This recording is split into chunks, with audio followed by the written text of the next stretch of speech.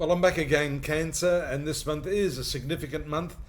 Let's take a look at the animated chart here.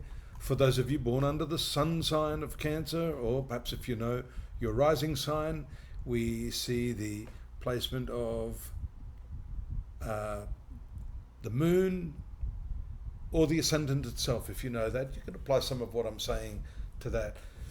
If you look at the apex of your horoscope, we've got this dual retrograde function of Neptune and Saturn, still making it a little difficult for you to anchor yourself in terms of your work. You've got the ideas, but you don't quite know how to materialize that. That may start to shift this month, which is why if you saw the heading of the video, the new moon, which takes place here, as you can see on the 7th, is indeed in the upper part of your horoscope, this zone of Aries, the full moon here, indicating a bright opportunity for you to clarify, as long as it's not too emotional, the direction of your work at this time. And because the moon is your ruler, then the full moon is always a good indicator for you in terms of your personal prowess, the way you present yourself. That's also going to be initiated by the transit of the moon here with this Mercury-Mars combo in the 5th sector of your horoscope, having to do with your creativity, romantic affairs, and children if you're a parent. This can cover all these different bases.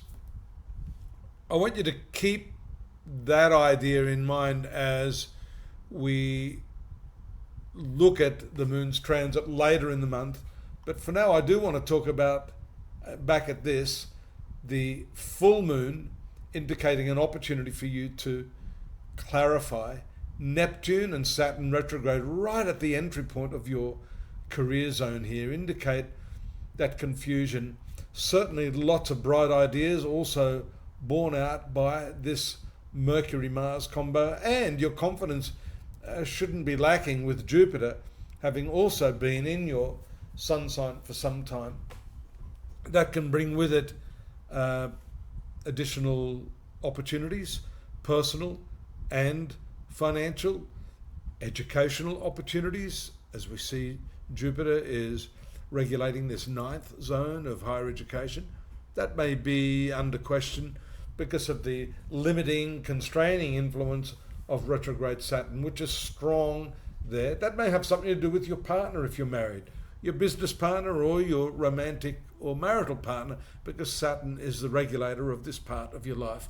Being retrograde, some of the delays you're experiencing in your life may have a lot to do with what's going on in your partner's life right now. We also notice Venus, ruler of the 4th house of home and family, moving into this sector now. It has really nice directional strength here. In other words, Venus, which rules your friendships, your home life, gaining power at this time. It's augmented here by the fact that the moon on the 20th makes contact with it. So this is a strong home flavor to the transit. And then on the 21st, the new moon, which I told you earlier, I would retrace your attention back here. After that full moon in your career sector, it's clear that the new moon means a whole new methodology to your home life, to your familial relationships. And that, I think, is going to be pivotal for what happens here in the career sector. You see there on the 22nd, the reverse movement of Neptune out of there temporarily. You get some clarity. Although this then moves to the zone of study, law, foreign travel, these areas of your horoscope, and look at the build-up of energy affected by these 5th house transits.